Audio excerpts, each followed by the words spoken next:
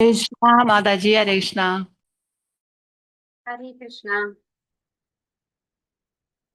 प्रणाम माता जी, हरे എല്ലാവരും വീഡിയോ ഓൺ ആക്കിയിട്ട് ക്ലാസ് അറ്റൻഡ് ചെയ്യണം. നമ്മൾ ഭക്തി വൈഭവ് ക്ലാസ് ആണ്. ലെവൽ 1 ലെവൽ 2 ഒന്നുമല്ല, ഭക്തി വൈഭവ് ആണ്. ഭക്തിശാസ്ത്രി ഭക്തി വൈഭവ് എല്ലാം എല്ലാവരും വീഡിയോ ഓൺ ആക്കി കാണണം എന്നാണ്, അറ്റൻഡ് ചെയ്യണം എന്നാണ്. പിന്നെ എക്സെപ്ഷൻ കൊടുക്കുന്നത് ഓഫീസിൽ ഇരുന്ന് അറ്റൻഡ് ചെയ്യുന്നവർക്ക് മാത്രമാണ്. എക്സെപ്ഷണൽ സിറ്റുവേഷൻസ് ആണത്. ഹരേ കൃഷ്ണ. ലൈവ് പോയോ?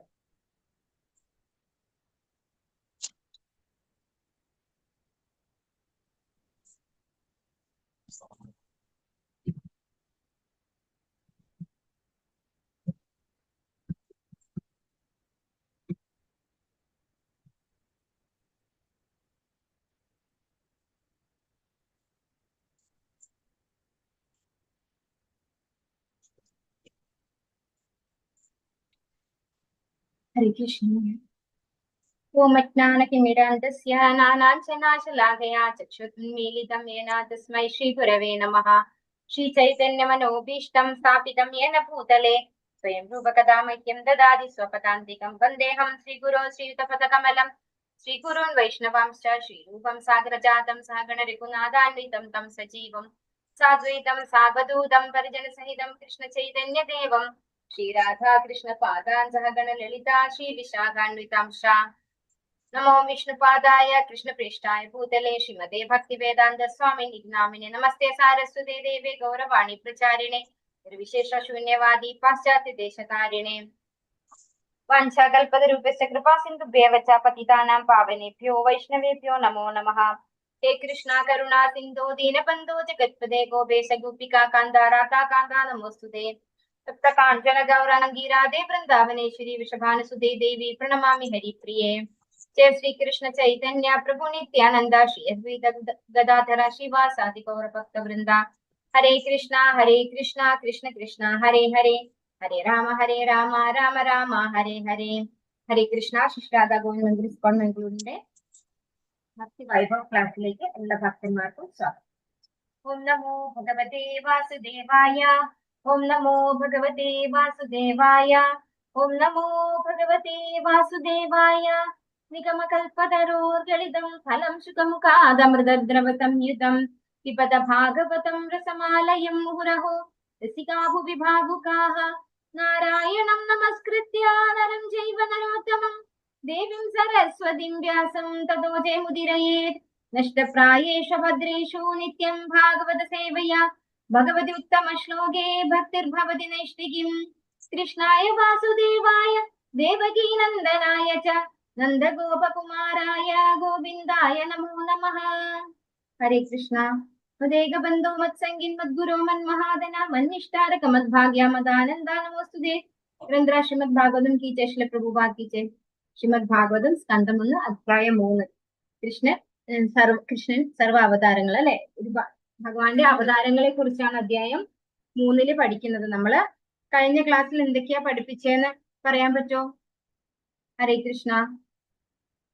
നമ്മൾ കഴിഞ്ഞ ക്ലാസ്സിൽ ഭഗവാന്റെ എത്ര അവതാരം വരെ എടുത്തേ? 14ാമത്തെ ശ്ലോകത്തിൽ 9ാമത്തെ അവതാരം പൃഥു മഹാരാജാവ് വരെയാണ് നമ്മൾ എടുത്തത് കഴിഞ്ഞ ക്ലാസ്സിൽ. ഓർമ്മയുണ്ടോ? ആർക്കെങ്കിലും അൺമ്യൂട്ട് ചെയ്തിട്ട് പറയോ? ഹരേ കൃഷ്ണ. ആദ്യത്തെ 5 ശ്ലോകങ്ങളിൽ നമ്മൾ എന്ത് പഠിച്ചു? ഭഗവാന്റെ പുരുഷാവതാരങ്ങളെ കുറിച്ച് പഠിച്ചു ഇല്ലേ? ഓർമ്മയില്ല? എല്ലാരും മറന്നുപോയെ ഒരാഴ്ച കൊണ്ട്? പുരുഷാവതാരങ്ങൾ ഏതൊക്കെ പഠിച്ചു? പുരുഷാവതാരങ്ങൾ കാരണോദകശായി വിഷ്ണു, ഗർഭോദകശായി, ക്ഷീരോദകശായി ഇല്ലേ? ഇല്ലേ? 3 അവതാരങ്ങളെ കുറിച്ച് പഠിച്ചു. ബ്രഹ്മാവ് എത്ര കാരണോദകശായിണ്ട്?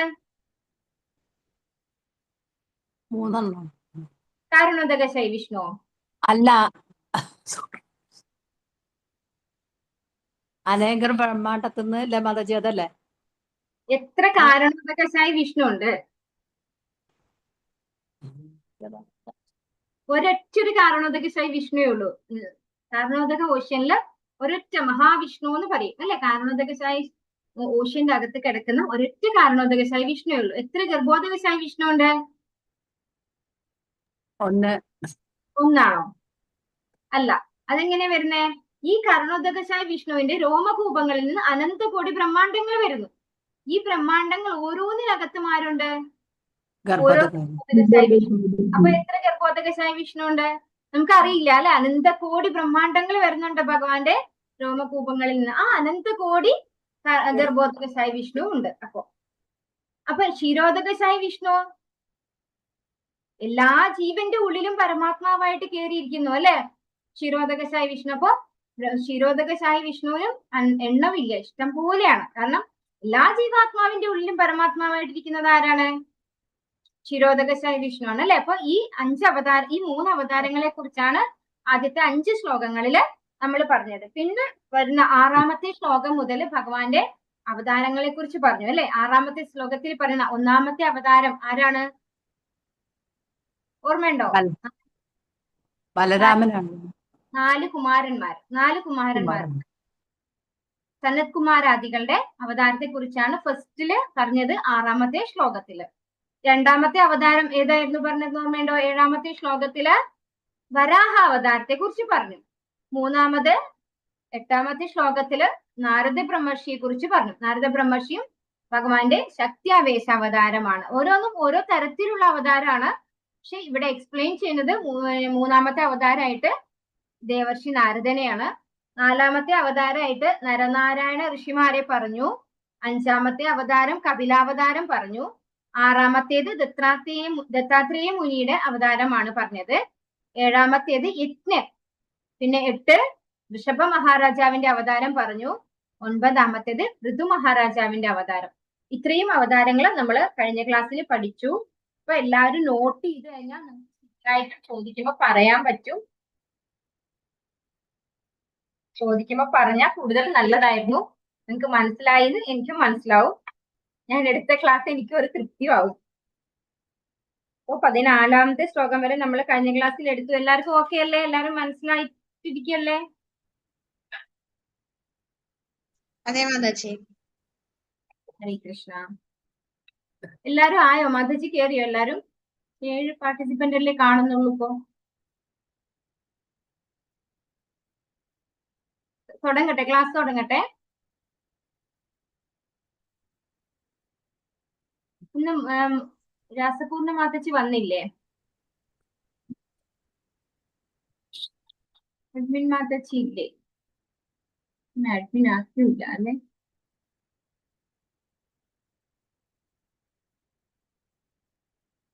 മാതാജി കേറിയിട്ടില്ല അല്ലെ?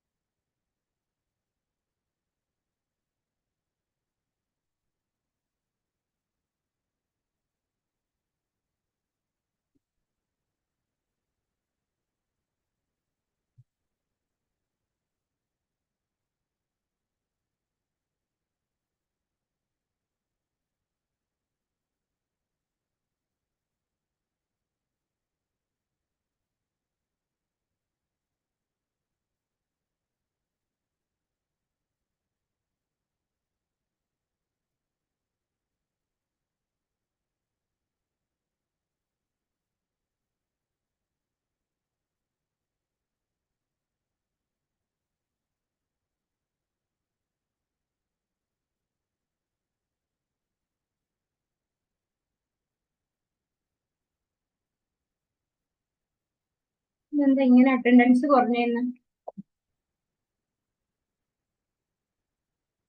ഹരികൃഷ്ണ, നമുക്ക് 15ാമത്തെ ശ്ലോകം മുതൽ നോക്കാം. ഇതിനകത്ത് എല്ലാ ശ്ലോകങ്ങളും കൊടുത്തിട്ടില്ല സ്ലൈഡില്, അതുകൊണ്ട് ടെക്സ്റ്റ് വെച്ച് നോക്കാം. ഓം നമോ ഭഗവതേ വാസുദേവായ. രൂപം സജഗൃഹേ മാത്സ്യം ചക്ഷുഷോദതി സംപ്ലവേ നാവ്യാരോപ്യ മഹീമയ്യാം അപാൽവൈവസ്വതം മനോ. വിവർത്തനം ഭാവാർത്ഥമേസി ഭക്തി വേദാന്ത സംശയ പ്രഭുപാദിക്ക്. ചാക്ഷുഷ മനുവിന്റെ കാലഘട്ടത്തിന് ശേഷമുള്ള സമ്പൂർണ്ണ പ്രളയത്തിൽ സമഗ്ര ലോകവും ജലത്തിൽ ആഴ്ത്തപ്പെട്ടപ്പോൾ ഭഗവാൻ മത്സ്യാവതാരം സ്വീകരിക്കുകയും വൈവസ്വത മനുവിനെ ഒരു വഞ്ചിയിലാക്കി ജലപ്പരപ്പിൽ തന്നെ പരിരക്ഷിക്കുകയും ചെയ്തു. അപ്പൊ അടുത്ത അവതാരം എത്രാമത്തെ അവതാരമാണ് പറയുന്നത്? 10ാമത്തെ അവതാരം അല്ലെ? 9 അവതാരം നേരത്തെ കഴിഞ്ഞു. 10ാമത്തെ അവതാരമാണ് മത്സ്യാവതാരത്തെ കുറിച്ചാണ് പറഞ്ഞത്. മത്സ്യാവതാരം എന്തിനു വേണ്ടിയാണ് ഭഗവാൻ എടുത്തത്? എപ്പോഴാണ് എടുത്തത്? ചാക്ഷുഷ മന്വന്തരത്തില്, ചാക്ഷുഷ മനുവിന്റെ കാലഘട്ടത്തിന് ശേഷം ഉണ്ടായിട്ടുള്ള ആ ഒരു പ്രളയത്തില് ആരെ സംരക്ഷിക്കാൻ വേണ്ടിയിട്ട്? വൈവസ്വത മനുവിന് ആരാണ് വൈവസ്വത മനു എന്ന് പറയുന്നത്? സത്യവ്രതനോട്, അല്ലെ? ഭഗവത് ഭക്തനായ, ഇവയ്ക്ക് പുറമെ ഭഗവത് ഭക്തനായ സത്യവ്രതനോട് പ്രത്യേക പ്രീതി കാട്ടാനായി ഈ വിശേഷ കാലഘട്ടത്തിൽ ഭഗവാൻ സ്വയം അവതാരം എടുത്തു എന്നാണ് പറയുന്നത്. വൈവസ്വത മനുവിനെ ഒരു വഞ്ചിയിലാക്കി ജലപ്പരപ്പിന്റെ മുകളിലൂടെ പരിരക്ഷിക്കുകയാണ് ഭഗവാൻ മത്സ്യാവതാരത്തിൽ ചെയ്തത്. അപ്പൊ 10ാമത്തെ അവതാരം മത്സ്യാവതാരമാണ്. ഇവിടെ പറയുന്നുണ്ട്, എല്ലാ മന്വന്തരം കഴിയുമ്പോഴും ഒരു പ്രളയം ഉണ്ടായിക്കൊള്ളുന്നില്ല, എന്നാൽ അത് പ്രളയം ഉണ്ടാകും എന്നും പറയുന്നുണ്ട്. രണ്ടും പറയുന്നുണ്ട്. ഓരോ മനുവിന് ശേഷവും സദാ പ്രളയം സംഭവിക്കുമെന്ന് വ്യക്തമായി പ്രതിപാദിച്ചിരിക്കുന്നു. എവിടെയൊക്കെ? വിഷ്ണു ധർമ്മോത്തരം, മാർക്കണ്ഡേയ പുരാണം, ഹരിവംശം ഇങ്ങനെയുള്ള പുസ്തകങ്ങളിൽ അല്ലെങ്കിൽ ആധികാരിക ഗ്രന്ഥങ്ങളില് പറയുന്നു എല്ലാ മന്വന്തരത്തിലും പ്രളയം ഉണ്ടാവും എന്ന്. ഭാഗവത വ്യാഖ്യാതാവായ ശ്രീധര സ്വാമികൾ അഭിപ്രായപ്പെടുന്നത് ഓരോ മനുവിന് ശേഷം ഉന്മൂലനം സംഭവിക്കണമെന്നില്ല എന്നാണ്. അപ്പോ 2 തരത്തില് അവിടെ ഒരു ഇത് വരുന്നുണ്ട്. എനിവേ എന്തായാലും ഈ ഒരു ചാക്ഷുഷ മന്വന്തരത്തിന് ശേഷം ഉണ്ടായിട്ടുള്ള മന്വന്തരത്തിലാണ്, ആ ഒരു സമയത്ത്, അതായത് ചാക്ഷുഷ മന്വന്തരം കഴിഞ്ഞപ്പോ ആ ഒരു പ്രളയത്തിലാണ് ആരെ സംരക്ഷിക്കാൻ? വൈവസ്വത മനുവിനെ വഞ്ചിയിലാക്കി ജലപ്പരപ്പിലൂടെ പരിരക്ഷിക്കാനായിട്ട് ഭഗവാൻ മത്സ്യാവതാരം എടുത്തത് എന്ന് പറയുന്നു. ഇനി 16ാമത്തെ ശ്ലോകം നോക്കാം. സുരാസുരണാമുദ്ധിം മഗ്നതാം മന്ദരാചലം ദധ്രേ കമഠരൂപേണ പൃഷ്ട ഏകാദശേ വിഭുഃ. 11ാം അവതാരത്തിൽ ഭഗവാൻ കൂർമ്മരൂപം എടുക്കുകയും സുരാസുരന്മാർ കടക്കോലായി ഉപയോഗിച്ച മന്ദരപർവ്വതത്തിന് ആധാരകീലമായി തന്റെ വൽക്കം പ്രയോജനപ്പെടുത്തുകയും ചെയ്തു. അപ്പോ 11ാമത്തെ അവതാരം പറയുന്നത് കൂർമാവതാരമാണ്. കൂർമാവതാരം എന്തിനാണ് എടുത്തതെന്ന് എല്ലാവർക്കും അറിയാലോ, അല്ലെ? എന്തിനാണ് കൂർമാവതാരം എടുത്തത് ഭഗവാൻ? പാലാഴി മഥനത്തിന് വേണ്ടിയിട്ട്, അല്ലെ? പാലാഴി മന്ദരപർവ്വതത്തെ ഉയർത്തി വെക്കാൻ, തന്റെ പുറത്ത് ഉയർത്തി നിർത്താനായിട്ട് ഭഗവാൻ എടുത്ത അവതാരമാണ് കൂർമാവതാരം. അപ്പോ ഇവിടെ ഭാവാർത്ഥത്തിൽ പറയുന്നു, അമൃതപാനം ചെയ്ത് അമർത്യരാകുവാനായി ഒരിക്കൽ നാസ്തികരും ചേർന്ന് അമൃതലബ്ധിക്കായി സാഗരം കടയുന്ന ഉദ്യമത്തിൽ ഏർപ്പെട്ടു. അതിനായി ഭഗവത് അവതാരമായ കൂർമ്മത്തിന്റെ വൽക്കത്തെ സാഗരത്തിൽ മന്ദരപർവ്വതത്തെ വഹിക്കുന്ന ആധാരകീലമാവുകയും പർവ്വതത്തെ കടക്കോലായും ഉപയോഗിച്ചു. അപ്പോ അതിനുവേണ്ടിയല്ല, ദേവന്മാർക്കും അസുരന്മാർക്കും മരണമില്ലാതെ അമൃത് സേവിക്കാനായിട്ട് ആഗ്രഹം ഉണ്ടായി, ഒരിക്കലും മരണമില്ലാത്ത അവസ്ഥയിലേക്ക് എത്താനായിട്ട്. ആ കാരണത്താലെയാണ് എന്തുണ്ടായിട്ടുള്ളത്? പാലാഴി മഥനം ഉണ്ടായിട്ടുള്ളത്. അപ്പൊ ആ സമയത്ത് ഭഗവാൻ കൂർമാവതാരം എടുത്തു. എന്തിനു വേണ്ടിയിട്ട്? കൂർമ്മത്തിന്റെ വൽക്കത്തെ സാഗരത്തിൽ മന്ദര പർവ്വതത്തെ വഹിക്കുന്ന ആധാര കീലമായിട്ട് ഉപയോഗിക്കാൻ, അല്ലെ? അതിന്റെ ഒരു സർഫേസ് ആയിട്ട്, അതിന്റെ മുകളിലാണ് എന്തിരിക്കുന്നത്? മന്ദരപർവ്വതം. ഭഗവാൻ എടുത്ത അവതാരമാണ് കൂർമാവതാരം. 17ാമത്തെ ശ്ലോകം നോക്കാം. ധാന്വന്തരം ദ്വാദശമം ത്രയോദശമമേവ ച അപായയത് സുരാനന്യാം മോഹിന്യാ മോഹയൻ സ്ത്രീയാം. വർത്തനം ഭാവാർത്ഥം എസി ഭക്തി വേദാന്ത സ്വാമി ശ്രീ പ്രഭുപാദ് കി ജയ്. 12ാം അവതാരത്തിൽ ഭഗവാൻ ധന്വന്തരിയായി പ്രത്യക്ഷപ്പെടുകയും അവതാരത്തിൽ ഒരു സ്ത്രീയുടെ വശ്യമനോഹാരിതയോടെ നാസ്തികരെ പ്രലോഭിപ്പിക്കുകയും അമൃതം ദേവന്മാർക്ക് പാനം ചെയ്യാൻ നൽകുകയും ചെയ്തു. അപ്പൊ 17ാമത്തെ ശ്ലോകത്തില് 2 അവതാരങ്ങളെ കുറിച്ച് പറയുന്നു. ഇതും ഏത് സിറ്റുവേഷനിലാണ്? പാലാഴി മഥന സിറ്റുവേഷനിലാണ്, അല്ലെ? പാലാഴി മഥനം ചെയ്തുകൊണ്ടിരുന്നപ്പോ ആര് വന്നു അവിടെ? ധന്വന്തരമൂർത്തി വന്നു, അല്ലെ? ധന്വന്തരമൂർത്തി എന്തുമായിട്ട് വന്നു? അമൃതകുംഭവുമായിട്ട് വന്നു.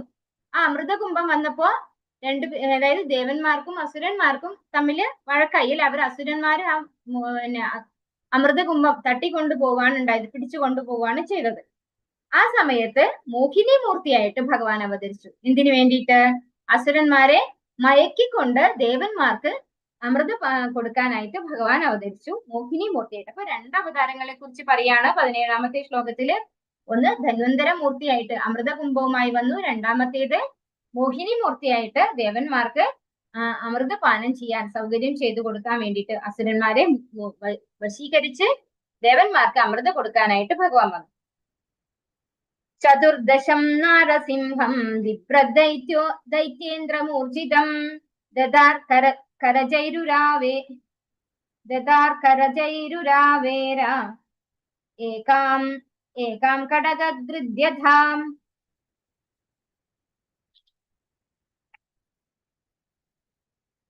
14 അവതാരത്തിൽ ഭഗവാൻ നരസിംഹദേവനായി പ്രത്യക്ഷപ്പെടുകയും നാസ്തികനായ ഹിരണ്യകശിപുവിന്റെ ദൃഢശരീരത്തെ ദാരുകർമ്മൻ ഈറ പിളക്കുന്ന ലാഘവത്തോടെ തന്റെ കൂർത്ത നഖങ്ങളാൽ രണ്ടായി പിളർക്കുകയും ചെയ്തു.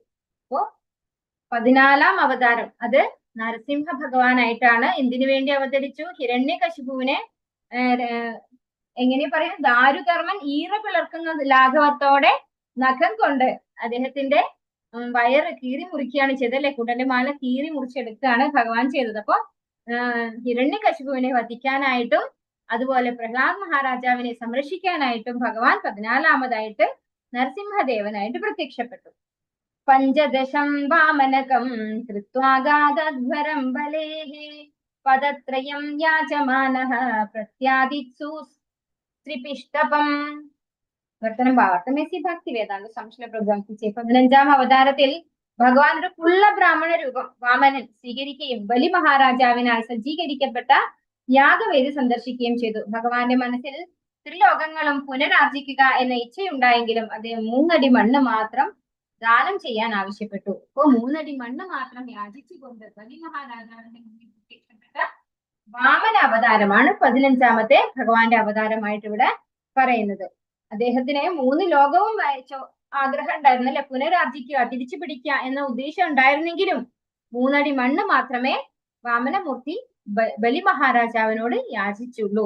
ആ ഒരു ബ്രാഹ്മണന്റെ വേഷത്തില്, വാമനന്റെ രൂപത്തിൽ, കുഞ്ഞു അവതാരം, അല്ലെ? കുള്ള ബ്രാഹ്മണ രൂപം എന്നാണ് പറയുന്നത്. വളരെ ചെറിയ കുട്ടിയെ പോലെ തോന്നിപ്പിക്കുന്ന ഒരു ബ്രാഹ്മണ അവതാരമാണ് ഭഗവാൻ എടുത്തത്. അവതാരേ ഷോഡശമേ പശ്യൻ ബ്രഹ്മദ്രുഹോ നൃപ നക്ഷത്രാമകരോന്മഹീം. ബ്രാഹ്മണനെ ധിക്കരിച്ച ക്ഷത്രിയ വർഗത്തിൽ കുപിതനായ പരമദിവ്യോത്തമപുരുഷനായ ഭഗവാൻ 16 അവതാരമായ ഭൃഗുപതിയായി വന്ന് ക്ഷത്രിയ വർഗത്തെ 21 പ്രാവശ്യം ഉന്മൂലനം ചെയ്തു. അപ്പൊ ഭൃഗുപതി അഥവാ ആരാണ്? പരശുരാമൻ, അല്ലെ? പരശുരാമ അവതാരമാണ് എത്രാമത്തെ അവതാരമായിട്ട് പറയുന്നത്? ഷോഡശമേ, അല്ലെ? അതായത് 16ാമത്തെ അവതാരം. ഭഗവാന്റെ 16ാമത്തെ അവതാരമായിട്ട് പറയുന്നത് പരശുരാമ അവതാരമാണ്. അദ്ദേഹം എന്തിനു വേണ്ടിയാണ് വന്നത്? ക്ഷത്രിയ വർഗത്തെ 21 പ്രാവശ്യം ഉന്മൂലനം ചെയ്യാൻ വേണ്ടിയിട്ട്. അതിനു വേണ്ടിയാണ് ആരായിട്ട് വന്നത്? പരശുരാമനായിട്ട് വന്നത്. ഇവിടെ പറയുന്നു, ക്ഷത്രിയർ അഥവാ അധികാരവർഗം ഭരണം നടത്തേണ്ടത് ധർമ്മശാസ്ത്രം അനുസരിച്ച് ബ്രാഹ്മണർ നൽകുന്ന നിർദ്ദേശപ്രകാരമാകുന്നു.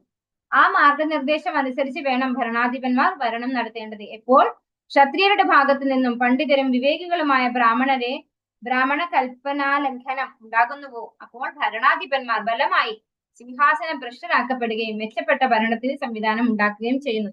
ബ്രാഹ്മണരുടെ ഉപദേശം സ്വീകരിച്ചുകൊണ്ട് വേണം ക്ഷത്രിയര് രാജ്യം ഭരിക്കാനായിട്ട്. അതിനെപ്പോഴാണോ വിഘ്നം സംഭവിക്കുന്നത്, എപ്പോഴാണോ ക്ഷത്രിയര് ബ്രാഹ്മണരെ ആജ്ഞ ലംഘിക്കുന്നത്, ആ സമയത്ത് അവർക്ക് ഭരണം നഷ്ടപ്പെടും എന്നാണ് പറയുന്നത്. അപ്പൊ അതിനു വേണ്ടിയാണ് പരശുരാമ അവതാരം വന്നിട്ട് 21 പ്രാവശ്യം ക്ഷത്രിയ വർഗത്തെ ഇല്ലാതെയാക്കി ഉന്മൂലനം ചെയ്തു എന്നാണ് പറയുന്നത്. തതസപ്തദശേ ജാതഃ സത്യവത്യാം പരാശരാൽ ചക്രേ വേദതരോ ശാഖാ ദൃഷ്ട്വാ പുംസ്യോൽപമേതസഃ. വർത്തനം ഭാവാർത്ഥമേസി ഭക്തി വേദാന്ത സംശ്ലേഷ പ്രബോധിപ്പിച്ചു. അനന്തരം പരാശര മുനിയിലൂടെ സത്യവതിയുടെ ഗർഭത്തിൽ 17ാമത്തെ ഭഗവത് അവതാരമായി വ്യാസദേവൻ അവതരിച്ചു. സാമാന്യ ജനങ്ങൾ അല്പജ്ഞാനികളെന്ന് ദർശിച്ച വ്യാസദേവൻ വേദത്തെ നിരവധി ശാഖകളായും ഉപശാഖകളായും വിഭജിച്ചു. അപ്പോ പരാശര മുനിയുടെ ഗർഭത്തിൽ സത്യവതിയുടെ ഗർഭത്തിൽ പരാശര മുനിയിലൂടെ സത്യവതിയുടെ ഗർഭത്തിൽ അവതരിച്ച വ്യാസദേവനാണ് 17ാമത്തെ അവതാരമായിട്ട് ഇവിടെ പറയുന്നത്. ഭഗവാന്റെ 17ാമത്തെ അവതാരം. ഇതും എന്താണ്? ശക്തിയാവേശ അവതാരമാണ്. കുമാരന്മാര്, നാരദ ബ്രഹ്മർഷി, അതുപോലെ ഇവിടെ വ്യാസദേവൻ, ഇവരൊക്കെ ശക്തിയാവേശ അവതാരമാണ്. ഋതു മഹാരാജാവും ഒക്കെ ശക്തിയാവേശ അവതാരമാണ്.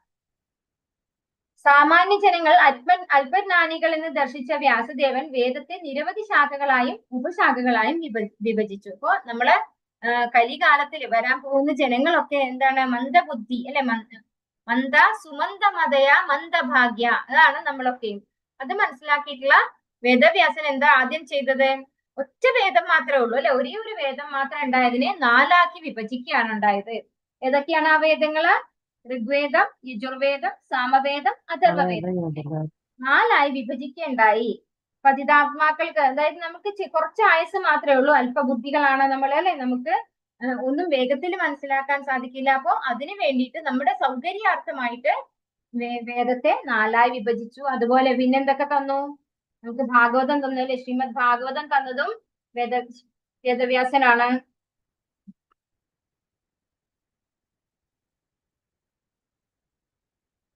പിന്നെ വേദവ്യാസൻ വേറെ എന്തൊക്കെ ചെയ്തു തന്നു? നമുക്ക് പുരാണങ്ങള്, ഇതിഹാസങ്ങള് അല്ലെ, ഇതൊക്കെ നമുക്ക് തന്നത് വ്യാസദേവനാണ്.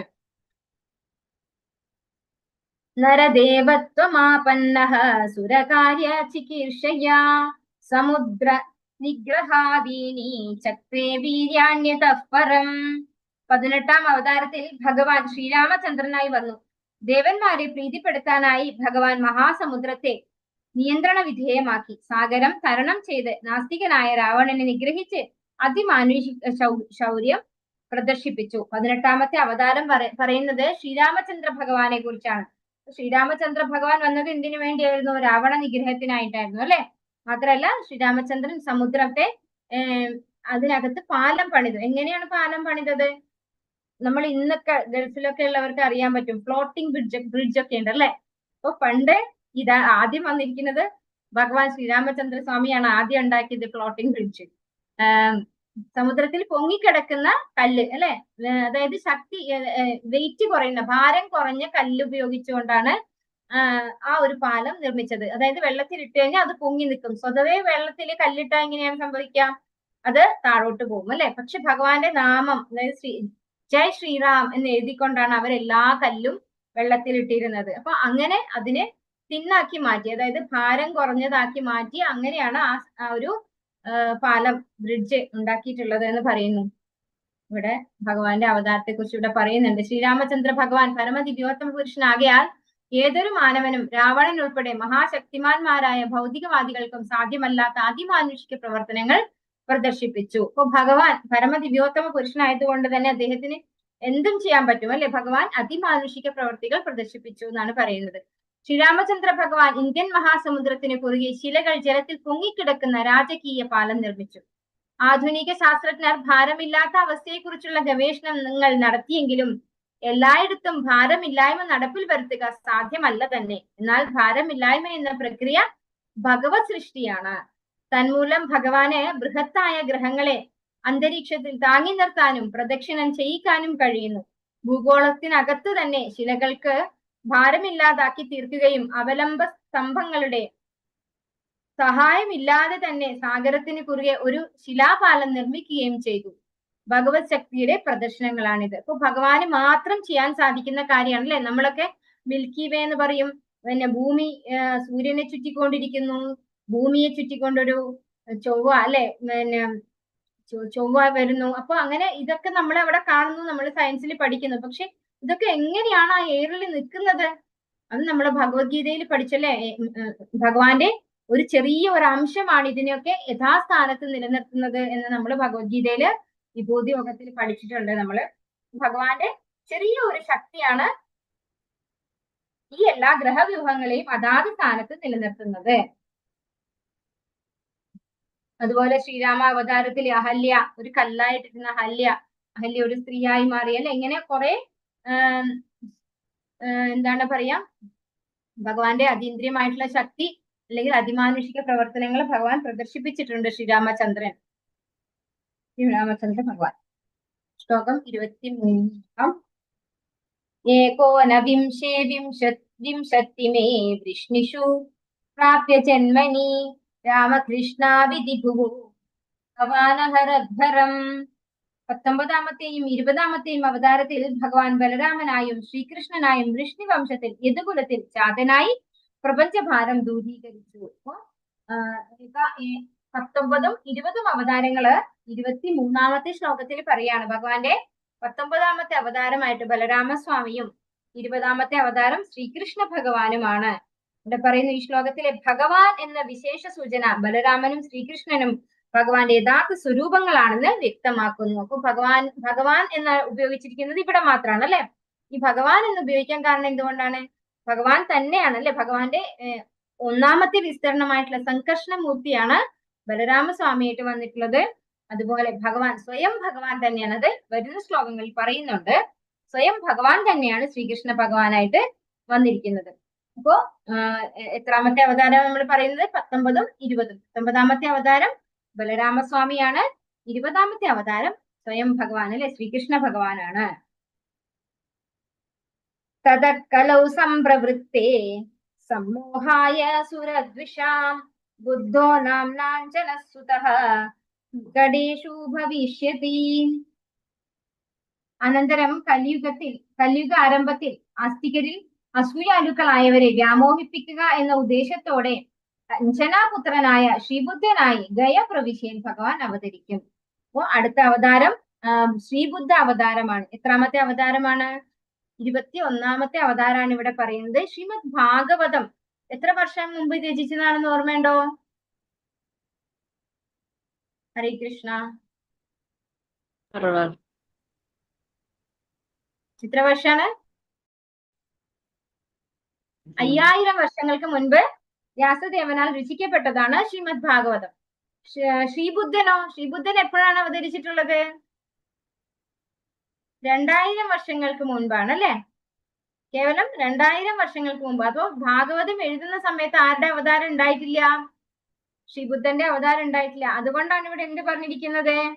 അനന്തരം കലിയുഗ ആരംഭത്തിൽ ആസ്തികരിൽ അസൂയാലുക്കളായവരെ വ്യാമോഹിപ്പിക്കുക എന്ന ഉദ്ദേശത്തോടെ അഞ്ജനാപുത്രനായ ശ്രീബുദ്ധനായി ഗയാ പ്രവിശ്യയിൽ ഭഗവാൻ അവതരിക്കും എന്നാണ് അവിടെ പറഞ്ഞിരിക്കുന്നത്. അത് ഫ്യൂച്ചർ ടെൻസ് ആണ് അല്ലെ. അവതരിക്കും എന്നാണ് പറഞ്ഞിരിക്കുന്നത്. അപ്പൊ കറക്റ്റ് ആയിട്ട് നമുക്ക് മനസ്സിലാക്കേണ്ട ഒരു കാര്യം ശാസ്ത്രമാണ് എന്ത് ശ്രീമദ് ഭാഗവതം എന്ന് പറയുന്നത്. ആ ഭാഗവതത്തിലെ പ്രഡിക്ഷനും പറ്റും. ആ പ്രഡിക്ഷൻ അതുപോലെ അല്ലെ. നമ്മള് ഇന്നത്തെ കാലത്ത് കലികാലത്തിൽ ഓരോരുത്തർ ഓരോന്ന് പ്രഡിക്ട് ചെയ്യും. അത് സംഭവിച്ച ഒരു ലോട്ടറി അടിക്കുന്ന പോലെ അല്ലെ. സംഭവിച്ചാൽ സംഭവിച്ചു, ഇല്ലെങ്കിൽ ഇല്ല, അത്രേ ഉള്ളൂ. പക്ഷെ അതുപോലെയല്ല ശ്രീമദ് ഭാഗവതം എന്ന് പറയുന്നത്. അത് യഥാർത്ഥത്തിലുള്ള സയൻസ് ആണ്, ശാസ്ത്രമാണ്. അപ്പൊ അതിൽ കൃത്യമായിട്ട് പറഞ്ഞിരിക്കുന്നു ഗയാ പ്രവിശ്യയില് അവതരിക്കുന്ന സ്ഥലവും കൂടി പറഞ്ഞിരിക്കുന്നു അല്ലെ. ആരുടെ മകനായിട്ടെന്നും പറഞ്ഞിരിക്കുന്നു. അഞ്ജനാപുത്രനായിട്ട് ശ്രീബുദ്ധൻ അവതരിക്കും എന്ന് പറഞ്ഞിരിക്കുന്നു. അപ്പോ കൃത്യമായിട്ട് കറക്റ്റ് ആയിട്ടാണ് പറയുന്നത് എന്ത് ശ്രീമദ് ഭാഗവതം പറയുന്നത്. അപ്പോ ശ്രീബുദ്ധൻ എന്തിനാണ് അവതരിക്കുന്നത് പറഞ്ഞിരിക്കുന്നത്? ആരെയും വ്യാമോഹിപ്പിക്കേണ്ടത്? ആസ്തികരിൽ അസൂയാലുക്കളായവരെ വ്യാമോഹിപ്പിക്കുക എന്ന ഉദ്ദേശത്തോടെയാണ് ശ്രീബുദ്ധൻ അവതരിക്കുന്നത്. അപ്പോ ഇവിടെ വേദങ്ങളൊന്നും ഇല്ല, വേദശാസ്ത്രങ്ങളൊന്നും നോക്കേണ്ടതില്ല എന്ന് പറഞ്ഞുകൊണ്ടാണ് ശ്രീബുദ്ധൻ അഹിംസ പ്രചരിപ്പിച്ചത് അല്ലെ. മൃഗബലി അല്ലെങ്കിൽ മൃഗങ്ങളെ വധിച്ച് കഴിക്കുന്നത്, ആഹാരം കഴിക്കുന്നതൊക്കെ തെറ്റാണെന്ന് പറഞ്ഞ് എല്ലാവരെയും സസ്യഭുക്കാക്കി മാറ്റി. പക്ഷെ എന്ത് ചെയ്തില്ല ശ്രീബുദ്ധൻ? വേദങ്ങളെ അംഗീകരിച്ചില്ല അല്ലെ. വേദങ്ങളെ നിരാകരിച്ചു ശ്രീബുദ്ധൻ. അതുകൊണ്ട് തന്നെ അദ്ദേഹത്തെ ഭഗവാന്റെ അവതാരം ആണെങ്കിൽ പോലും അദ്ദേഹത്തിന് വേണ്ടുന്ന ആ ഒരു റെസ്പെക്ട് അല്ലെങ്കിൽ അത് കിട്ടിയില്ല അദ്ദേഹത്തിന്. പക്ഷെ അതും ഭഗവാന്റെ നിശ്ചയാണ്. ഈ ആളുകളൊക്കെയും എന്താണ് മാംസാഹാരം കഴിക്കാൻ വേണ്ടിയിട്ട് എല്ലാ ജീവജാലങ്ങളെയും കൊന്നു തിന്നാണ്. എല്ലാവരുടെ ഉള്ളിലും എന്താണ് ഈ മാംസാഹാരം കഴിക്കുമ്പോ ഉണ്ടാവുക? എന്ത് ക്വാളിറ്റിയാണ് ഇല്ലാതിരിക്കുക? ദയ. എല്ലാവരും എന്താവും? ക്രൂവലാവും അല്ലെ. ക്രൂവലിറ്റിയാണ് ഉണ്ടാവുക എല്ലാവരുടെ ഉള്ളിലും. അപ്പൊ അതിൽ നിന്ന് മാറ്റം വരുത്താൻ വേണ്ടിയിട്ടാണ് ശ്രീബുദ്ധൻ അവതരിച്ചത്. ഇവിടെ നോക്കാം നമുക്ക്. ഇവിടെ എന്താ പറയുന്നത്? നിന്ദസി യജ്ഞവിധേർ അഹഹ ശ്രുതിജാതം സദയ ഹൃദയദർശിത പശുഘടം കേശവധൃത ബുദ്ധ ശരീര ജയ ജഗദീശ ഹരേ. ചേതാവ ഗോസ്വാമിയുടെ ഗീതാ ഗോവിന്ദത്തിൽ നിന്നുള്ള ശ്രീ ദശാവതാര സ്തോത്രമാണ്. ഹേ കേശവ, പ്രപഞ്ചനാഥ, ബുദ്ധന്റെ രൂപം സ്വീകരിച്ച ഭഗവാൻ ഹരി, അങ്ങേക്ക് എല്ലാ മഹത്വങ്ങളും. കാരുണ്യമുള്ള ഹൃദയമുള്ള ബുദ്ധ, വേദയജ്ഞത്തിന്റെ നിയമങ്ങൾക്ക് അനുസൃതമായി നടത്തുന്ന പാവപ്പെട്ട മൃഗങ്ങളെ കൊല്ലുന്നതിനെ നിങ്ങൾ അപലപിക്കുന്നു. ഭഗവാൻ ബുദ്ധന് ശേഷം തുടർന്നുള്ള ആചാര്യന്മാർ തത്വചിന്തയുടെ ക്രമാനുഗതമായ അവതരണം. ഭഗവാൻ ബുദ്ധന് ശേഷമുള്ള ആചാര്യന്മാർ തത്വചിന്തയുടെ ക്രമാനുഗതമായ അവതരണത്തെ കുറിച്ചാണ് ഇവിടെ പറയുന്നത്. ബുദ്ധന് ശേഷം വന്നു ശങ്കരാചാര്യർ. എന്താണ് അദ്വൈത സിദ്ധാന്തം പ്രചരിപ്പിച്ചുകൊണ്ട് രാമാനുജാചാര്യർ, മധ്വാചാര്യർ എന്ത് ചെയ്തു? ദ്വൈത സിദ്ധാന്തം കൊണ്ടുവന്നു അല്ലെ. ഭഗവാൻ ചൈതന്യ മഹാപ്രഭു. അപ്പോ എല്ലാവരെയും അഹിംസയിലേക്ക് മാറ്റാൻ വേണ്ടിയിട്ടാണ് ശ്രീബുദ്ധൻ വന്നിരിക്കുന്നത്. നമ്മളെ പോലെയുള്ള, അതായത് ഒട്ടും ഭഗവാന് വിശ്വാസം ഇല്ലാത്ത ആളുകളോടാണ് ശ്രീബുദ്ധൻ വന്നിട്ട് വേദങ്ങളൊന്നുമില്ല അതിനെയൊക്കെ കാരണം എന്തുകൊണ്ടാണ്? വേദങ്ങളിൽ മൃഗവധം അലൗഡ് ആണ് അല്ലെ. ഓരോ ദേവന്മാർക്ക് സമർപ്പിച്ചുകൊണ്ട് മൃഗവധം അലൗ ചെയ്യുന്നുണ്ട് ഇതില് വേദങ്ങൾ. അതുകൊണ്ടാണ് വേദങ്ങളെ നിരാകരിച്ചുകൊണ്ട് അഹിംസ പ്രചരിപ്പിച്ചതാര്? ശ്രീബുദ്ധൻ.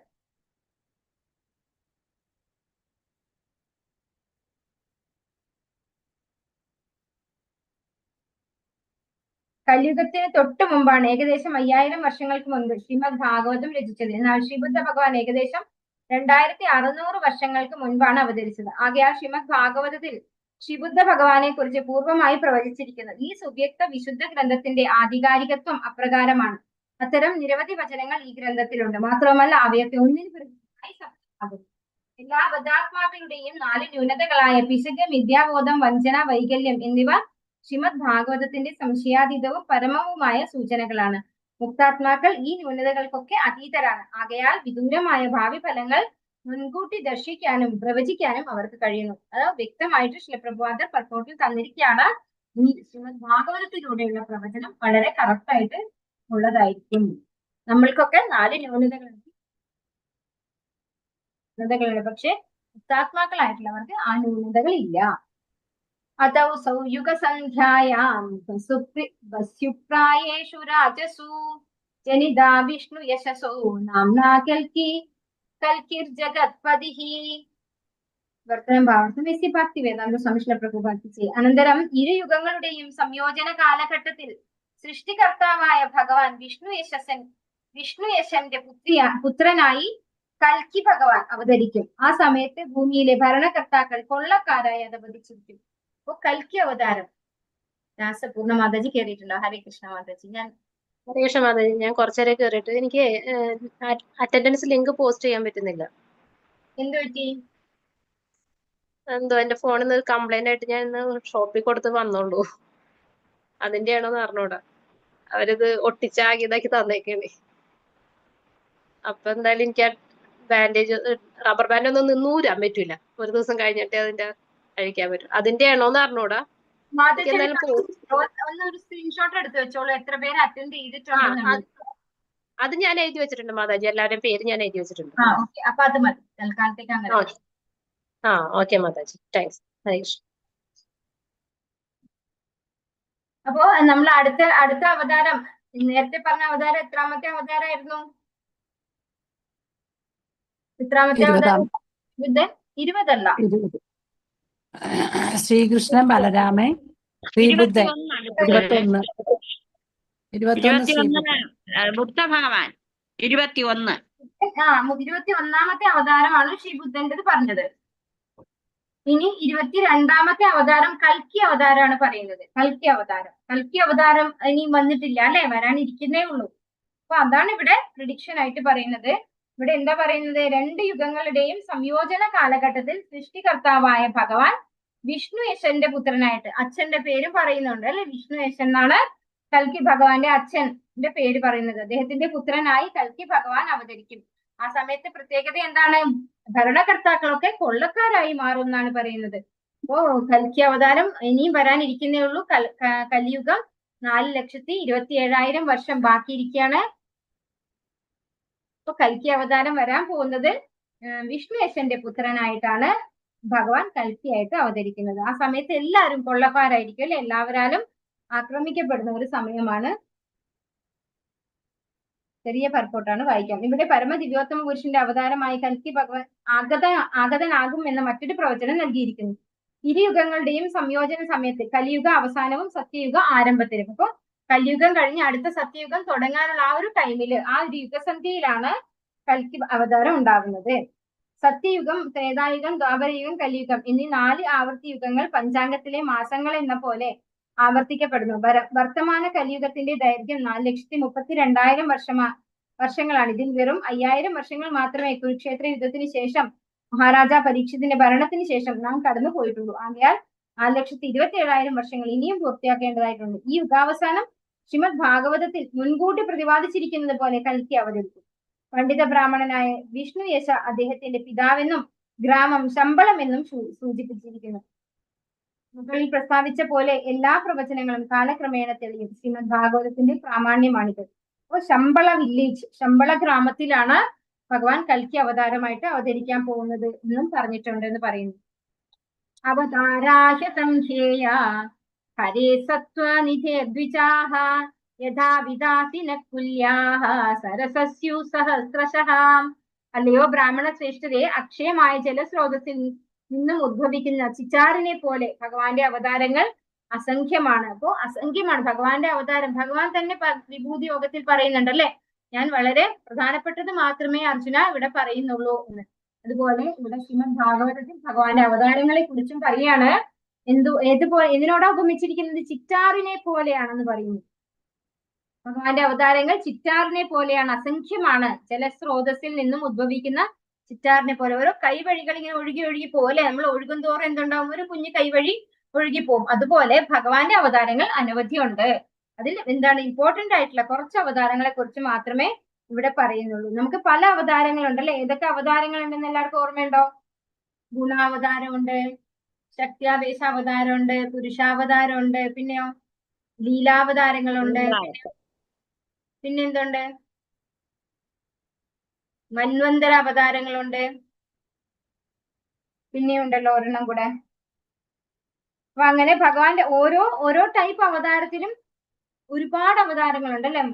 മത്സ്യം, കൂർമ്മം, വരാഹം, ഇങ്ങനെ ഒരുപാട് അവതാരങ്ങൾ ഉണ്ടെങ്കിലും ഭഗവാൻ വ്യക്തി രൂപത്തിൽ അവതരിക്കുന്നത് ബ്രഹ്മസംഹിതയെ പരോക്ഷമായി സൂചിപ്പിച്ചിരിക്കുന്നത് ശ്രീകൃഷ്ണ അവതാരം മാത്രമാണ്. അത് അടുത്ത ശ്ലോകത്തിൽ പറയുന്നുണ്ടാവും.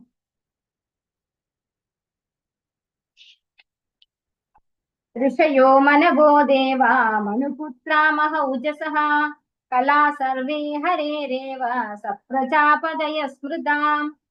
സർവ ഋഷിമാരും മനുക്കളും ദേവന്മാരും മനുവംശജരും വിശേഷിച്ചും അതിപ്രബലരായവരെല്ലാം ഭഗവാന്റെ പൂർണ്ണാധികാരമുള്ള പൂർണ്ണാംശങ്ങളോ പൂർണ്ണാംശത്തിന്റെ അംശങ്ങളോ ആകുന്നു. ഇവരിൽ പ്രജാപതിമാരും ഉൾപ്പെടുന്നു. അപ്പോ പറയാണ്, ഋഷിമാര്, മനുക്കള്, ദേവന്മാര്, മനുവംശജർ, ഇവരെല്ലാവരും ഭഗവാൻ അതിപ്രബലരായവരെല്ലാവരും ഒന്നിക്കൽ ഭഗവാന്റെ പൂർണ്ണാംശങ്ങള്, അല്ലെങ്കിൽ പൂർണ്ണാംശങ്ങളുടെ അംശങ്ങള്, അല്ലെങ്കിൽ പൂർണ്ണാധികാരമുള്ള പൂർണ്ണാംശങ്ങള്, അല്ലെങ്കിൽ ഭഗവാന്റെ അംശാംശ അവതാരങ്ങൾ, അങ്ങനെ ഏതെങ്കിലുമൊക്കെ ആയിരിക്കുന്നു. ഭഗവാന്റെ പൂർണ്ണാധികാരമുള്ള പൂർണ്ണാംശങ്ങള്, പൂർണ്ണ അംശത്തിന്റെ അംശങ്ങള്, അതില് ആരുപ്പെടുന്നു? പ്രജാപതിമാരും ഉൾപ്പെടുന്നു എന്ന് പറയുന്നത്. പ്രജാപതിമാര് പോലും ഭഗവാന്റെ അവതാരമാണ്. താരതമ്യേന ശക്തി കുറഞ്ഞവരെ വിഭൂതികൾ എന്നും അതിപ്രബലരെ ആവേശ അവതാരങ്ങൾ എന്നും വിശേഷിപ്പിക്കുന്നു. ഇപ്പൊ ശക്തി കുറഞ്ഞ അവതാരങ്ങൾ, ചില കാര്യം മാത്രം നിർവഹിക്കാൻ വേണ്ടിയിട്ട് ഭഗവാൻ എടുക്കുന്ന അവതാരം ഉണ്ടാവും അല്ലെ? അപ്പൊ അത് ശക്തി കൂടുതൽ കാണിക്കില്ല ഭഗവാന്റെ അവതാരം. അപ്പൊ അങ്ങനെയുള്ള അവതാരം എന്ന് പറയുന്നത് ഭഗവാന്റെ ആ ഒരു ഇതല്ല, ഭഗവാന്റെ പരമദിവ്യോത്തമ പുരുഷൻ എന്നതല്ല, അവരൊരു ജീവാത്മാവായിരിക്കും. ആ ജീവാത്മാവിലേക്ക് ഭഗവാന്റെ ശക്തി സന്നിവേശിപ്പിക്കുന്നതാണ് അങ്ങനെയുള്ള അവതാരങ്ങൾ. അതിൽ പ്രബലരായിട്ടുള്ളവരെ ആവേശ അവതാരങ്ങൾ, ശക്തി ആവേശ അവതാരങ്ങൾ എന്ന് പറയും. അതിൽ ശക്തി കുറഞ്ഞ അവതാരങ്ങളെ വിഭൂതികൾ എന്നും പറയുന്നു ഇവിടെ പറഞ്ഞു തരുന്നു. കൃഷ്ണസ്തു ഭഗവാൻ സ്വയം ഇന്ദ്രാരിവ്യാകുലം ലോകം മൃഡയന്തി യുഗേ യുഗേ. മുകളിൽ പ്രതിപാദിച്ച സർവ അവതാരങ്ങളും പൂർണ്ണാധികാരമുള്ള പൂർണ്ണാംശങ്ങളോ പൂർണ്ണാംശങ്ങളുടെ അംശങ്ങളോ ആണ്. എന്നാൽ ശ്രീകൃഷ്ണ ഭഗവാൻ യഥാർത്ഥ പരമദിവ്യോത്തമ പുരുഷനാകുന്നു. നാസ്തികന്മാർ എപ്പോഴൊക്കെ പ്രശ്നം ഉണ്ടാക്കുന്നുവോ അപ്പോഴൊക്കെ അവർ ഭൂമിയിൽ അവതരിക്കുകയും ആസ്തികന്മാരെ സംരക്ഷിക്കുകയും ചെയ്യുന്നു. അപ്പോ നമ്മൾ നേരത്തെ കണ്ട അവതാരങ്ങള് ഭഗവാന്റെ പൂർണ്ണാംശങ്ങളോ അതുപോലെ പൂർണ്ണ അംശങ്ങളുടെ അംശങ്ങളോ ആണ്. എന്നാൽ ശ്രീകൃഷ്ണ ഭഗവാൻ എന്താണ്?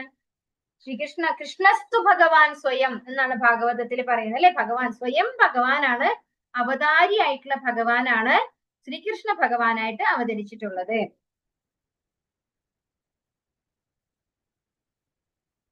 ശ്രീമദ് ഭാഗവതത്തിലെ പരിഭാഷാ സൂത്രം. എല്ലാ അവതാരങ്ങളുടെയും ഉറവിടം ഭഗവാൻ ശ്രീകൃഷ്ണനാണ്.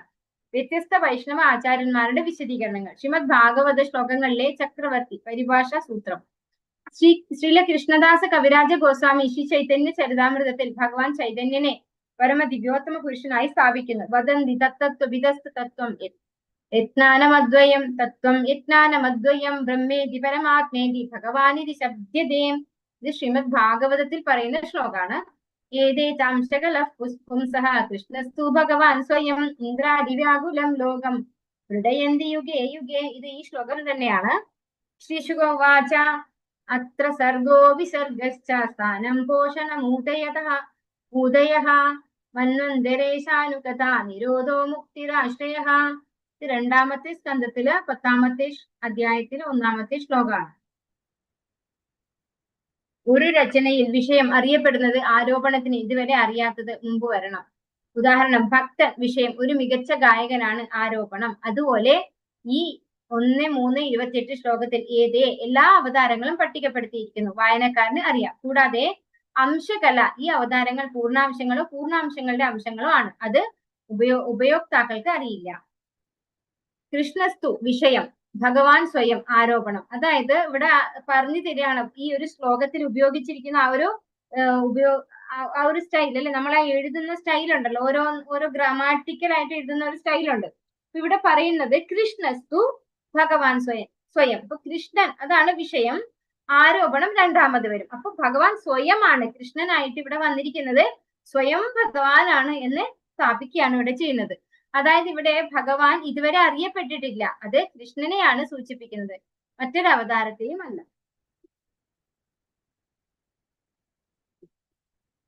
ഈ അധ്യായത്തിലെ ആദ്യ ശ്ലോകം 1:3:1 ജാഗ്രേ പൗരുഷം രൂപം ഭഗവാൻ മഹദാദിഭിഹി. ഈ ഭാഗത്തിലെ അവസാന ശ്ലോകം 1:3:28 ഏതേ ചാംശകല പുംസഃ കൃഷ്ണസ്തു ഭഗവാൻ സ്വയം.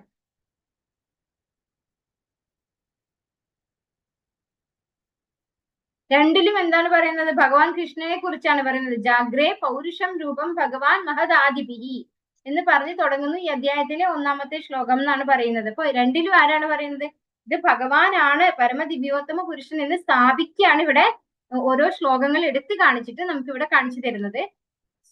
ഉദാഹരണം 2:1:1:1 ഓം നമോ ഭഗവതേ വാസുദേവായ. അവസാന ശ്ലോകം നാമസങ്കീർത്തനം യസ്യ സർവപാപ പ്രനാശനം. അത് ശ്രീമദ് ഭാഗവതത്തിന്റെ ഏറ്റവും ഒടുവിലത്തെ ശ്ലോകമാണ്. 12ാമത്തെ സ്കന്ധത്തിലെ ഏറ്റവും അവസാനത്തെ അധ്യായത്തിലെ അവസാനത്തെ ശ്ലോകമാണ് നാമസങ്കീർത്തനം യസ്യ സർവപാപ പ്രനാശനം എന്ന് അവസാനിക്കുന്ന ശ്ലോകം. പ്രണമോ ദുഃഖ ദശമൻ തം നമാമി ഹരിം പരം. ഭഗവാനെ മഹത്വപ്പെടുത്തുന്നു. അപ്പൊ ഭാഗവതം 1ാമത്തെ സ്കന്ധത്തില് 1ാമത്തെ അധ്യായത്തിൽ 1ാമത്തെ ശ്ലോകത്തിൽ തുടങ്ങുന്നത് എങ്ങനെയാണ്? ഓം നമോ ഭഗവതേ വാസുദേവായ. ഭഗവാൻ വാസുദേവൻ, വസുദേവ പുത്രനായിട്ടുള്ള ഭഗവാൻ ശ്രീകൃഷ്ണനെയാണ് അവിടെ സ്തുതിച്ചുകൊണ്ട് തുടങ്ങുന്നത്. അവസാനിക്കുന്നത് ആ ഭഗവാന്റെ നാമം ജപിക്കുന്നതാണ് എല്ലാ പാപങ്ങളിൽ നിന്നും മോചനം തരുന്നത് എന്ന് പറയുന്നു.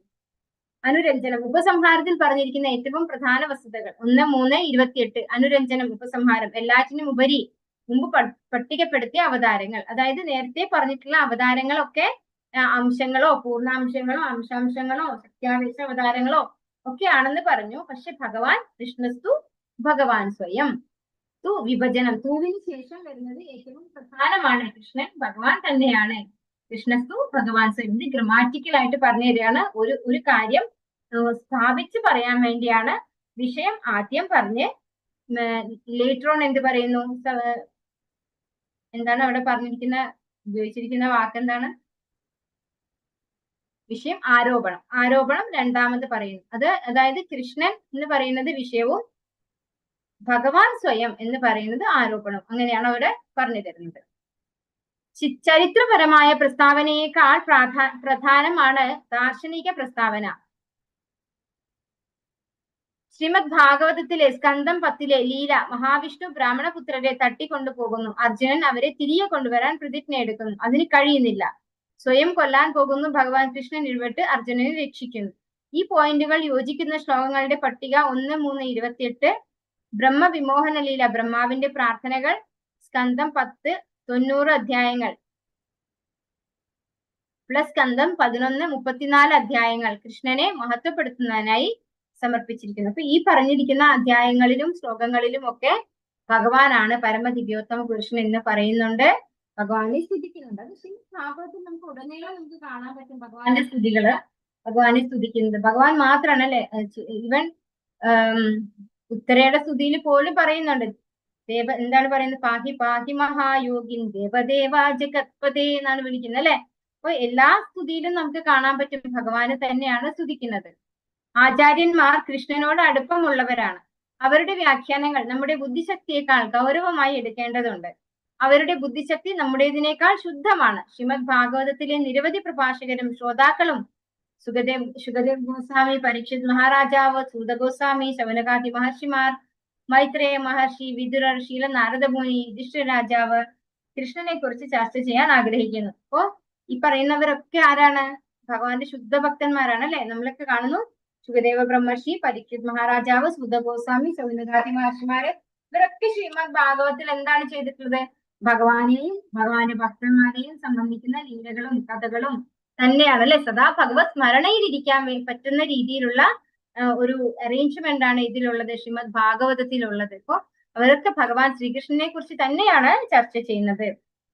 നമുക്ക് വരും അധ്യായങ്ങളിൽ നമുക്ക് കാണാൻ പറ്റും നമ്മുടെ ഹസ്തിനപുരത്തിലെ സ്ത്രീകള് ഭഗവാനെ കുറിച്ച് സ്തുതിക്കുന്നത്, അതുപോലെ ദ്വാരകയിലുള്ള സ്ത്രീകള് ഭഗവാനെ സ്തുതിക്കുന്നത്. അവരൊക്കെ എല്ലാവരും ഭഗവാനെയാണ് സ്തുതിക്കുന്നത് അല്ലെ. ശ്രീമദ് ഭാഗവതം മുഴുവൻ ശരിക്കും പറഞ്ഞാൽ ഇതിനുള്ള ഉദാഹരണം തന്നെയാണ്. കലിയുഗത്തിൽ ശ്രീകൃഷ്ണന്റെ പകരക്കാരനാണ് ശ്രീമദ് ഭാഗവതം. 1:3:43. കൃഷ്ണേ സുധാമോപഗതേ ധർമ്മ നാനാദിപിസ്തഹ കലൗ നഷ്ടദൃശാമേഷ പുരാണാർക്കോ ധുനോദിതഃ. ഇത് വരുന്ന ശ്ലോകമാണ്, അതായത് 43-ാമത്തെ ശ്ലോകമാണ്. അവിടെ നമുക്ക് ഡീറ്റെയിൽഡ് ആയിട്ട് പറയാം.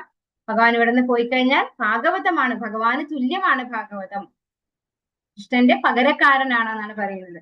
ഭഗവത്ഗീത 15:15 പറയുന്നു, വേദൈസ സർവൈരഹമേവ വേദ്യോ. 7:7 പറയുന്നു, മത്ത പരതരം നാന്യർ. ബ്രഹ്മസംഹിത തുടങ്ങിയ വിവിധ ഗ്രന്ഥങ്ങളിൽ നിന്നുള്ള ശ്ലോകങ്ങൾ ശ്രീല ജീവഗോസ്വാമി ഉദ്ധരിക്കുന്നു. അപ്പോ ഓരോരോ പുസ്തകം എടുത്തിട്ട് പറയാണ് ഭഗവാൻ ശ്രീകൃഷ്ണനാണ് പരമദിവ്യോത്തമ പുരുഷൻ. അപ്പോ ഈ ഒരു അധ്യായത്തില് 28-ാമത്തെ ശ്ലോകത്തിലെ കൃഷ്ണസ്തു ഭഗവാൻ സ്വയം എന്ന വാക്കിനെ അണ്ടർലൈൻ ചെയ്യുന്ന കുറെ എക്സ്പ്ലനേഷൻസ് ആണ് നമ്മൾ ഇതുവരെ നോക്കിയത്. എല്ലായിടത്തും ഭഗവാനാണ് പരമദിവ്യോത്തമ പുരുഷൻ എന്ന് പ്രതിപാദിച്ചിട്ടുണ്ട്. ശ്രീമദ് ഭാഗവതം മുഴുവൻ ഭഗവാനെ സ്തുതിക്കുന്നതാണ്. അതിൽ എടുത്തെടുത്ത ഓരോ ശ്ലോകങ്ങൾ പറയാണ് ഇവിടെ ഭഗവാനാണ് പരമദിവ്യോത്തമ പുരുഷനെ എടുത്തു പറയുന്നുണ്ട്. അതുപോലെ ഭഗവത്ഗീതയിലും ഭഗവാൻ രണ്ടിടത്ത് പറഞ്ഞു അല്ലെ, മത്ത പരതരം നാന്യ കിഞ്ചിതസ്തി ധനഞ്ജയ മൈ സർവമിതം ക്രോധം സൂത്രേ മണികണായിവ. 7-ാമത്തെ അധ്യായത്തിൽ 7-ാമത്തെ ശ്ലോകാണത്. അവിടെ ഭഗവാൻ വ്യക്തമായിട്ട് പറയുന്നു എനിക്കുപരിയായിട്ട് ആരും തന്നെ ഇല്ല എന്ന്. അതുപോലെ 15-ാമത്തെ അധ്യായത്തിൽ 15-ാമത്തെ ശ്ലോകത്തിൽ ഭഗവാൻ എന്താ പറയുന്നത്? എന്നെ അറിയാന്നുള്ളതാണ് വേദങ്ങളുടെ ലക്ഷ്യം അല്ലെ. വേദയിച്ച സർവേ അഹമേവ വേദ്യോ. ഭഗവാനെ അറിയാൻ വേണ്ടിയാണ് വേദങ്ങൾ നമ്മൾ പഠിക്കുന്നത്. അപ്പൊ ഭഗവാനെ അറിഞ്ഞു കഴിഞ്ഞാൽ പിന്നെ വേദം പഠിക്കേണ്ട ആവശ്യമില്ല. പിന്നെ എന്താ വേണ്ടത്? ഭാഗവതത്തിലുള്ളത് പോലെ ഭഗവാനെ സ്തുതിക്കുകയാണ് വേണ്ടത്. ഭഗവാനെയും ഭഗവാന്റെ ഭക്തന്മാരെയും സ്തുതിക്കുക എന്നുള്ളതാണ് പിന്നെയുള്ള ഡ്യൂട്ടി പറയുന്നത്.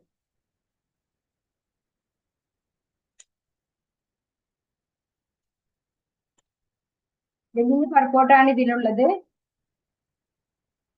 കുറെ ഉദാഹരണങ്ങളും പറയുന്നുണ്ട്. ഒരു മുറിയിൽ ചെറിയ വൈദ്യുതി വിളക്ക് പ്രകാശിക്കുന്നുവെങ്കിൽ ബുദ്ധിശക്തി കേന്ദ്രത്തിൽ ആ ചെറിയ വൈദ്യുത വിളക്ക് പ്രകാശിക്കാൻ തക്ക മാത്രം വൈദ്യുതി ഉത്പാദനമേ ഉള്ളൂ എന്ന് അതിനർത്ഥമില്ല. ഈ ഉപമ എന്താ പറയുന്നതെന്ന് വെച്ചാല് ഭഗവാൻ എല്ലാം, അതായത് ഭഗവാന് പലതും നമ്മൾ ചെയ്യുന്നത് എന്ത് കാണാം, ഒരുപാട് ആവശ്യമുള്ള ശക്തി മാത്രമേ ഉപയോഗിക്കുന്നതായിട്ട് കാണുള്ളൂ. അപ്പൊ നമ്മുടെ ഒരു ചെറിയ ബൾബ് കത്താനുള്ള ഒരു വൈദ്യുതി നമുക്കുണ്ട്, നമ്മുടെ വീട്ടിലുണ്ടെന്ന് വിചാരിച്ചാൽ അതിന്റെ അർത്ഥം നമ്മുടെ വൈദ്യുതി സപ്ലൈ ചെയ്യുന്ന ആ ഒരു സ്ഥലത്ത് ആകെ ഒരു കുഞ്ഞു ബൾബ് കത്താനുള്ള വൈദ്യുതിയേ ഉള്ളൂ എന്നല്ല അല്ലെ.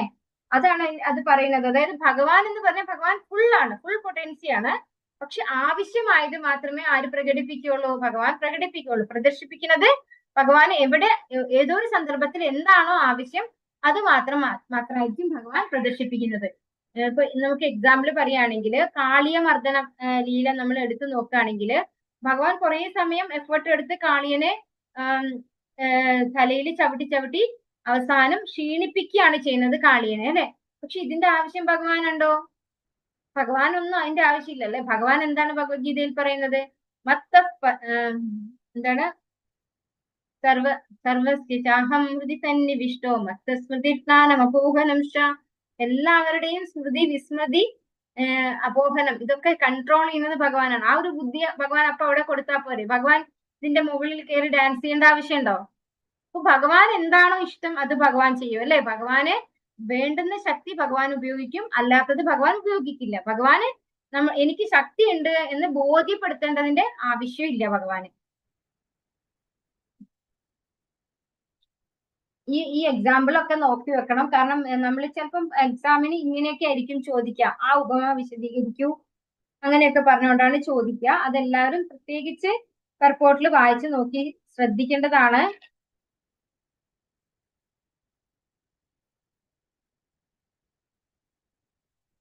ഇവിടെ വലിയ പെർപോർട്ടാണ് ഇതിനകത്ത് കൊടുത്തിരിക്കുന്നത്. അത് ബ്രഹ്മാവിനും ശിവനും ഒക്കെയുള്ള ആ ഒരു പോർഷൻ, അതായത് ഇവരൊക്കെ ഗുണാവതാരങ്ങളാണ് അല്ലെ? ബ്രഹ്മാവും ശിവനും ഒക്കെ ഭഗവാന്റെ ഗുണാവതാരമാണ്. ബ്രഹ്മ, വിഷ്ണു, മഹേശ്വരന്മാർ, ഇവര് 3 പേരും ഭഗവാന്റെ ഗുണാവതാരങ്ങളാണ്. അപ്പൊ ഇവിടെ പറയുന്നു ഭഗവാന്റെ ഗുണങ്ങൾ, അവതാരമോ ആവേശമോ ഈ ഇരുവിഭാഗങ്ങൾക്കും മധ്യേ അല്ലാത്ത ശിവ ഭഗവാൻ ഈ സവിശേഷ ഗുണങ്ങളുടെ ഏകദേശം 84% അധീനതയിലായിരിക്കുന്നു. എന്നാൽ ജീവിതത്തിന്റെ വിഭിന്ന പദവിയിലുള്ള വ്യക്തിഗത ആത്മാക്കൾ അങ്ങേയറ്റം 73% ഈ സവിശേഷ ഗുണങ്ങൾ സ്വന്തമാക്കിയിരിക്കുന്നു. അപ്പൊ മഹാദേവന് 84% ആണ് ഭഗവാന്റെ ഗുണങ്ങളുള്ളത്. സാധാരണ ജീവാത്മാക്കൾക്ക് പരമാവധി റീച്ച് ചെയ്യാൻ പറ്റുന്നത് 73% ആണ്.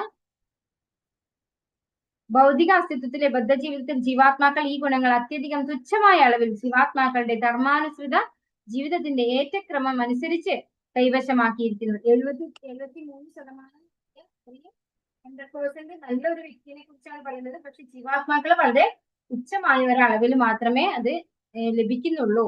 പിന്നെ ഇവിടെ പറയുന്നു ബ്രഹ്മാവിന്റെ കാര്യം പറയുന്നുണ്ട്. ഏകപ്രപഞ്ചത്തിന്റെ പരമനിയന്താവും ബ്രഹ്മദേവനാകുന്നു. അദ്ദേഹം സവിശേഷ ഗുണങ്ങളിൽ 78% പൂർണ്ണമായി ആർജിച്ചിരിക്കുന്നു. ബ്രഹ്മാവിന് കിട്ടിയിട്ടുള്ളത് ഭഗവാന്റെ ഗുണങ്ങളുടെ 78%, 78%.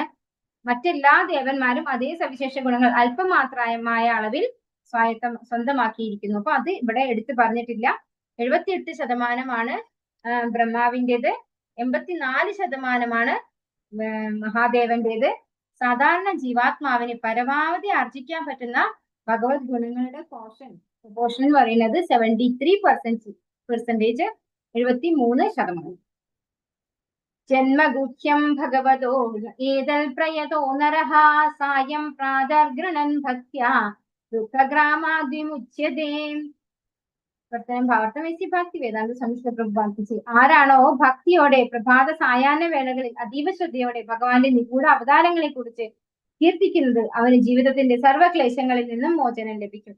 നമ്മൾ ഈ പറഞ്ഞിരിക്കുന്ന ശ്ലോകങ്ങൾ, അതായത് 6ാമത്തെ ശ്ലോകം മുതൽ 28ാമത്തെ ശ്ലോകം വരെ ഭഗവാന്റെ അവതാരങ്ങളെ കുറിച്ചാണ് പറയുന്നത് അല്ലെ? ഈ ശ്ലോകം വായിക്കുന്ന എപ്പോഴൊക്കെ? ഭക്തിയോടെ പ്രഭാത സായാഹ്ന വേളകളിൽ അല്ലെ? സന്ധ്യാസമയത്ത്, രാവിലെയും അതുപോലെ വൈകിട്ട് ഭക്തിയോടുകൂടി ആരാണോ ഈ ശ്ലോകങ്ങളൊക്കെ പാരായണം ചെയ്യുന്നത്, അതീവ ശ്രദ്ധയോടെ ഭഗവാന്റെ നിഗൂഢ അവതാരങ്ങളെ കുറിച്ച് കീർത്തിക്കുന്നത്, ആ കീർത്തനം അല്ലെ, അത് ചെയ്യണം.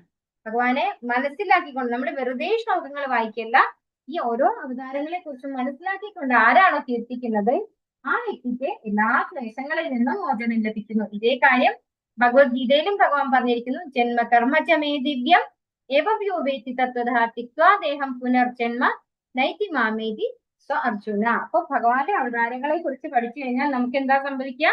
നമുക്ക് പിന്നെ ഇവിടെ ജനിച്ചു മരിച്ചുകൊണ്ടിരിക്കേണ്ട ആവശ്യമില്ല.